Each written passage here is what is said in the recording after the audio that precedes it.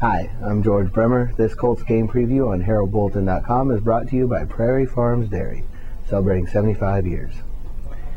Indianapolis travels to Kansas City this week for a likely playoff preview. The Chiefs right now sit in the number 5 seed in the AFC, with the Colts at number 4. And there are a lot of possibilities out there for either team to move up, but at least one of them requires Denver losing to Houston, an unlikely task to say the least. However, Kansas City has said adamantly that they will not change any of the preparation for this game based on the potential playoff rematch. Alex Smith said the Chiefs are still focused on winning the division title.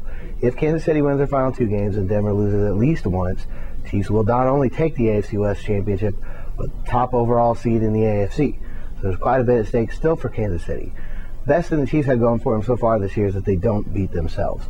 This is a team with outstanding defense and special teams. They can score in both units, give their offense either shorter fields or more possessions.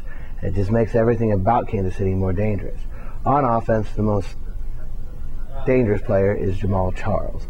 Running back had 5 touchdowns last week, 4 receiving.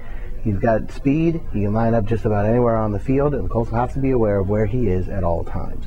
When we get back, we'll talk a little about what the Colts need to do on Sunday. Chad opens the barn at 5 a.m. Cindy works the land her grandfather plowed. Stan calls them his girls. And Allie just likes to feed the calves. These are the farmers of Prairie Farms Dairy, bringing you the farm fresh quality your family deserves.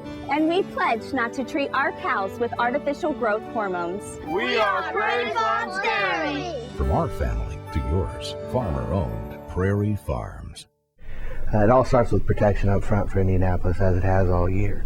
Last 2 weeks have been outstanding, with the Colts allowing just 1 sack, but injuries again have decimated the offensive line. Early in the week in practice, Hugh Thornton and Joe Wright were both sitting out, as well as Jeff Lingenbach, who missed last week's game with a quad injury. That could leave the middle of the line in a combination that's anyone's guess. Mike McGlynn had started at center last week, and he has been there for the 3 best running games of the year for Indianapolis. However, injuries likely will force Sam Cincinnati back in the middle, with possibly Xavier Nixon at 1 guard. It'll be a tough challenge against the Kansas City front that has been one of the league's best all year. Indianapolis has found some chemistry with their new young wide receivers.